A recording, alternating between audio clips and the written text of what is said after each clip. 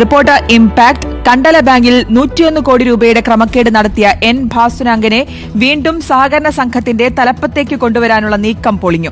മാറനല്ലൂർ ക്ഷീരോത്പാദക സഹകരണ സംഘത്തിലേക്കുള്ള തെരഞ്ഞെടുപ്പിൽ N ഭാസുരാംഗൻ 1-ാം നമ്പറായി voter പട്ടികയിൽ ഇടം നേടിയത് റിപ്പോർട്ടർ പുറത്തുകൊണ്ടുവന്നിരുന്നു. ഇതിന് പിന്നാലെ ക്ഷീരവികസന വകുപ്പ് ഭാസുരാംഗനെ വോട്ടർ പട്ടികയിൽ നിന്ന് പുറത്താക്കി എന്നുള്ളതാണ്. ടി.വി. പ്രസാദ് ചേരുന്നുണ്ട് വിശദാംശങ്ങളുമായി. Prasad, good morning.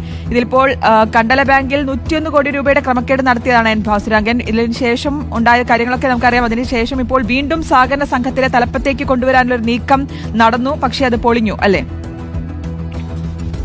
അതെ ശ്രുതി, വെങ്കി, ഒരു ഗുരുതരമായ ചട്ടലംഘനമാണ് CPI ഭരിക്കുന്ന ക്ഷീരവികസന വകുപ്പിന്റെ ഭാഗത്തുനിന്നുണ്ടായത്. ശ്രുതി പറഞ്ഞതുപോലെ 101 കോടി രൂപയുടെ ക്രമക്കേടാണ് കണ്ടല ബാങ്കിൽ എൻ ഭാസുരാംഗൻ നടത്തിയത്. പിന്നാലെ ഇ ഡി പരിശോധന നടത്തി. ഇ.ഡി. വിഷയത്തിൽ ഇടപെട്ടു.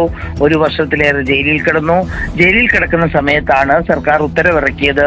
എൻ ഭാസുരാംഗൻ പശുവിനെ വളർത്താറില്ല, പാലളക്കാറില്ല, ഒരു തൊഴുത്ത് പോലുമില്ല എന്ന്. അങ്ങനെ ഉത്തരവിറങ്ങിയ ഒരു സാഹചര്യം നിലനിൽക്കെയാണ് പുതിയ തെരഞ്ഞെടുപ്പ് നടക്കാനിരിക്കുന്നത്. അടുത്ത മാസം 16-നാണ് മാറനല്ലൂർ ക്ഷീരോത്പാദക സഹകരണ സംഘത്തിലേക്കുള്ള തെരഞ്ഞെടുപ്പ്.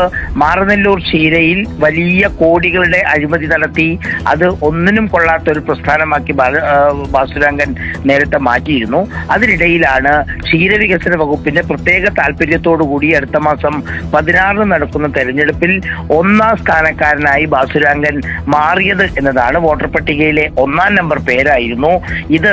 റിപ്പോർട്ടർ വാർത്തയാക്കിയതിന് പിന്നാലെ പരാതി പ്രളയമായി. കരട് വോട്ടർ പട്ടികയായിരുന്നു അന്ന് പ്രസിദ്ധീകരിച്ചിരുന്നതെങ്കിൽ ഇന്നലെയാണ് യഥാർത്ഥ വോട്ടർ പട്ടിക പ്രസിദ്ധീകരിക്കുന്നത്. ഇന്നലെ യഥാർത്ഥ വോട്ടർ പട്ടിക പ്രസിദ്ധീകരിക്കുമ്പോൾ ഭാസുരാംഗൻ വോട്ടർ പട്ടികയിൽ നിന്ന് പുറത്തായിരുന്നു. നമ്മൾ ആ വാർത്ത കൊടുത്തില്ലായിരുന്നുവെങ്കിൽ വീണ്ടും മാറനല്ലൂർ ക്ഷീരോത്പാദക സഹകരണ സംഘത്തിന്റെ പ്രസിഡന്റായി വന്ന് നാളെ ഒരുപക്ഷെ വീണ്ടും മിൽമയുടെ പ്രധാനപ്പെട്ട ചുമതലയിലേക്ക് ഭാസുരാംഗൻ വരാനുള്ള സാധ്യതയുണ്ടായിരുന്നു എന്നുള്ളതാണ്.